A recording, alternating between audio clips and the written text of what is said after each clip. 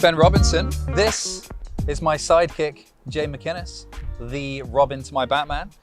This is July, and this is the June 2020 market update. I am no And Robin. this is how you do an intro, sir. Take note. Carry on. Go on. Oh, that's my cue. Yeah. Jesus Christ. Oh, we can't use that either. Welcome to the day. Today we have the numbers, the June numbers. We have the June 2020 numbers. We're in the first week of July and we've got the June numbers, finally. They're coming Yeah. out earlier and earlier. Yeah, these well, months, it seems. everyone's sat at home just looking, a lot of Waiting. people looking for something Waiting. to do. Yeah, so they're out. What's interesting about this is it's 3 months on now from the height of the pandemic. The If you low will. of the pandemic, you would probably call it. Yeah, okay, I like that. It's a market reference. Double entendre.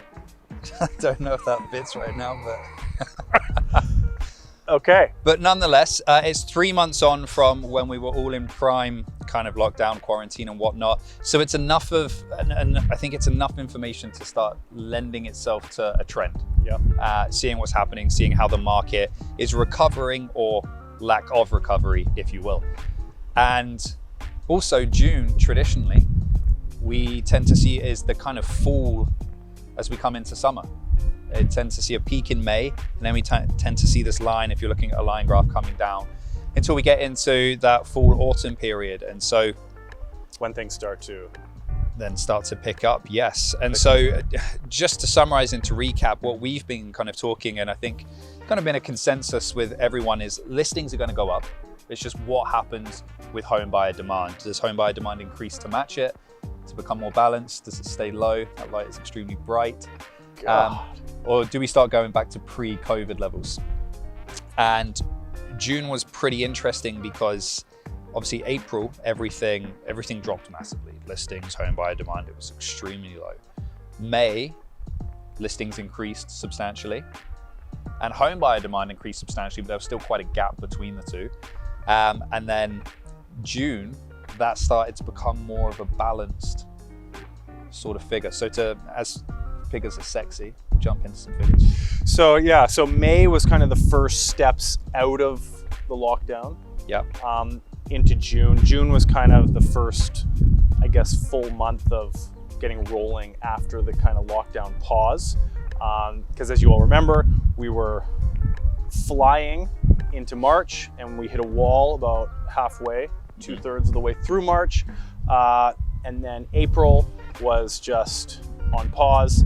And then May, things started to slowly loosen. And I believe obviously it was June where they said, this is our recovery plan moving forward, which really started to kick things off. So June, the numbers were going this time year over year.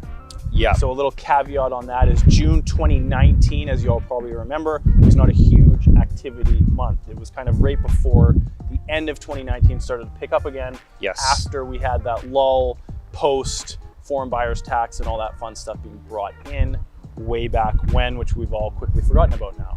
So the June numbers year over year, again, not comparing to the same climate of a June, Yep. but the June listing numbers are up 21.8 year over year, and the June sales numbers are up 17.6%. So we've really got that full body momentum now. Yeah, so year over year as a rule of thumb is what kind of dictates the trend of our market and where we're at or where we're heading in terms of a buyers, sellers, balanced market. And so obviously as things were getting better, we were up year over year. And then when COVID hit, we were down significantly. So this is our first time post-COVID that we're actually up again year over year. And that listing percentage that you mentioned and that home buyer demand percentage is a lot more closer together. Yeah, and we were really getting back and powering into that seller's market in March right before this. So there was a lot of momentum come March that really kind of paused immediately. And now it seems like it's really started to pick up again in that same direction. Yeah, the interesting thing as well is if you want a bit of a, we spoke about June being a good way to look at the trend that's happening, is a bit of a more basic figure that we always talk about is the sales to active listing ratio. and where that dictates our market is when it's been in a prolonged period of time. So as of June, that ratio now sits at 21.4%. That's, I mean, technically a seller's market number, but we haven't been in that figure long enough to be deemed as a seller's market. But what is interesting is when you look at May, April, June, that number went from 11.8% in April, yeah. 15% in May, to 21.4% in June. So the trend is moving upwards, and that's what the real peak of, I think, this video is to take notice of the trend that's happening. I fully agree.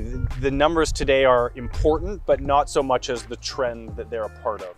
So I think with what we've seen with those numbers pushing us from really a buyer's market through into a seller's over the last quarter,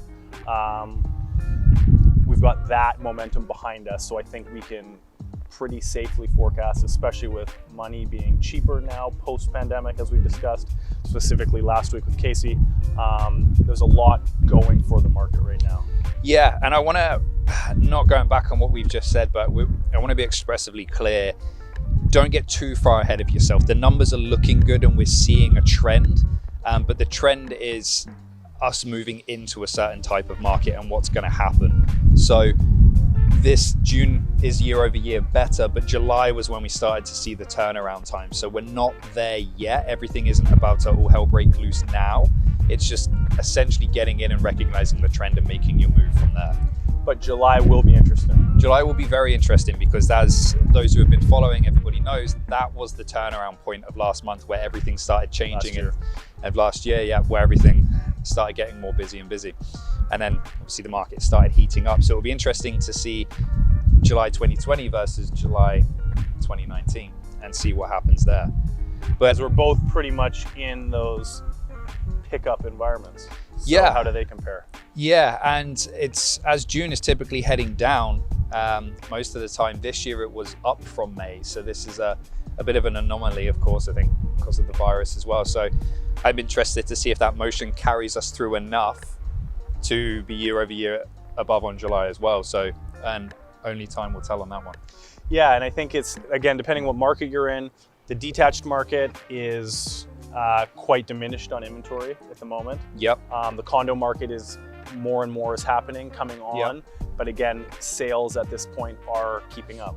And I think it's important to note as well is at the end of June, they actually lifted the restrictions partially on rental evictions as well. So, I mean, previously buyers were not purchasing rental properties because they, one, either couldn't get in to see them, two, they couldn't evict somebody and move in themselves.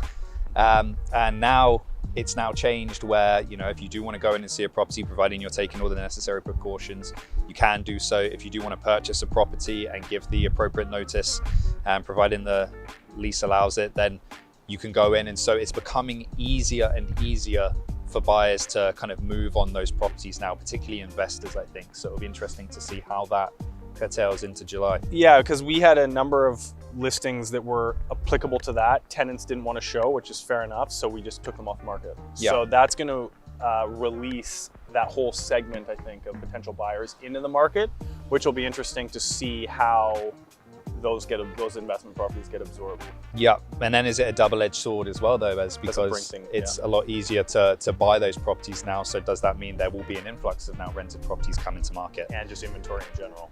Exactly. So only time will tell, but that's the June market update for you guys. Thank you for joining us again this week, and we will see you next week. Do you have your name, initials in your cuff? Yep. How can you justify that? Because I'm a gentleman. There's no way you can justify that. You're not high enough in the social ladder to. Well, I'm taller than you, first and foremost. Quarter inch. Could have said a joke. See you later.